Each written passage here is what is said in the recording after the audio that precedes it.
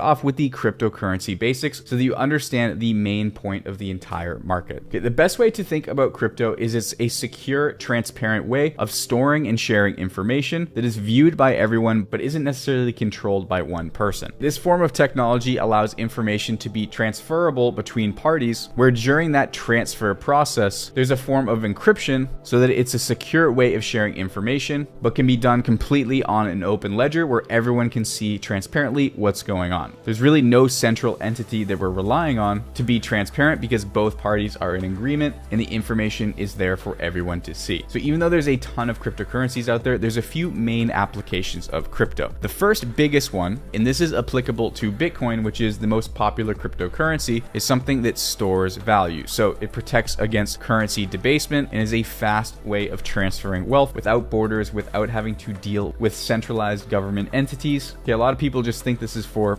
bad activity, but this is actually one of the most transparent ways of transacting. The second big use case for cryptocurrency is something called DeFi, which stands for decentralized finance. A simple way to look at this is considering it as programmable money. So imagine a network where you can set up automations where all the transactions are happening by themselves and you can continue to build a network without needing all these different departments of people doing individual things. It's a web of programmable money where something called smart contracts are executing all of these functions. We're going to dive a lot more into understanding a little bit about how that works so you can really wrap your mind around it. But coins like Ethereum, Solana, BNB, these are all things that, yes, can store some value, but are mostly geared towards decentralized finance. And this is probably going to be one of the biggest emerging markets that the world ever seen. Like I said, we're going to dive into that. And the third biggest category is something called stablecoins. Now, these aren't really used as investment vehicles. Rather, this is a cryptocurrency version meant to represent the value of a fiat currency. When I say fiat currency, I mean something like the US dollar or the yuan. Currencies that are issued by a central government. Some of the biggest ones are the USDT stablecoin, which is always going to be worth $1 and essentially allows you to use regular money, but on the blockchain. Before we dive into key terms in learning a little bit more about cryptocurrency, I want to move into section 2 and talk about the huge investment potential in the short and long term for this emerging market. So chances are you've probably heard a decent amount about Bitcoin. And the whole reason Bitcoin has caught a lot of traction over the past several years is because it is considered a store of value, fighting against one of the biggest issues that countries in general have and that the US is definitely starting to see, which is something called currency debasement. Currency debasement is basically when centralized governments continue to print money, increasing the total amount of money that is out there, which over time is going to erode the buying power of the currency. And you can see with the US dollar, since the 1900s, $100 now only has the buying power as of 2020 of